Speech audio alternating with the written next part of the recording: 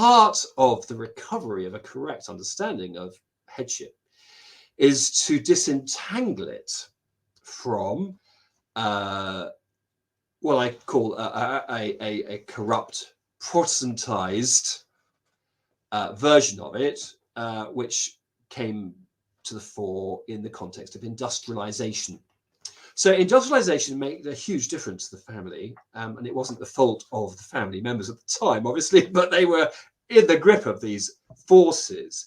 So industrialization meant that women no longer made an economic contribution to the life of the household. I mean, to put it in a very stark terms, they always had.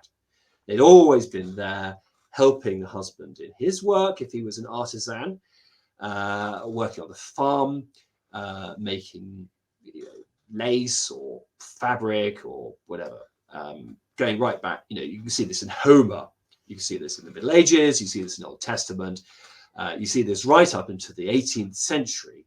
This is going on. People making lace, for example, women making lace in the 18th century. So the first thing to escape from is the idea that a traditional conception of the family is one in which the women don't work. And I'm not saying that women must work or anything either, but there's a lot more freedom. There's a lot more variation possible. There's a lot more creativity in how the family can respond to different economic conditions than you might think if you're solely thinking of how the families functioned in the 1950s. So that's one thing. Another thing is we just have to kind of put on one side is the question of how were women educated in, I don't know, the 1880? Well, why is that normative to the family? What's 1880 got to do with anything? So after 1880, or approximately that time, women started getting degrees. Eventually, they started getting professional qualifications and stuff. Well, what happened before then? Well, the fact is that professional qualifications and the idea that you had to go to university in order to do all sorts of jobs, that didn't exist until the 19th century. There wasn't such a thing as a professional qualification for anything other than being an MA and the kind of things that opened that up.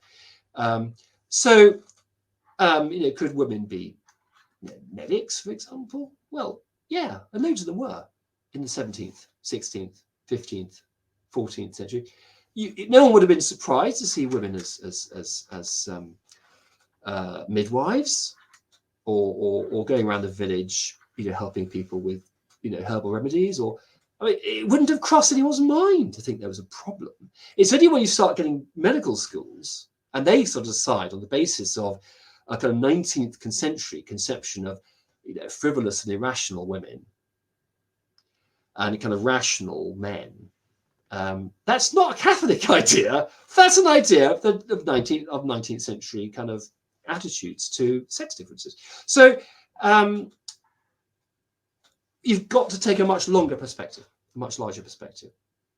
The Bible is quite helpful in this respect because it comes from such a different cultural background. So the mulier fortis in Proverbs, she's making and selling things. She's buying property.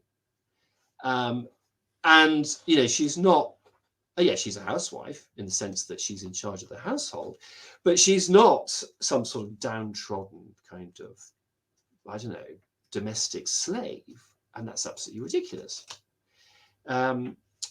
I think that one of the things that it's nice to do is to try and kind of help people to understand traditional societies a bit better and not simply impose our preconceptions on them.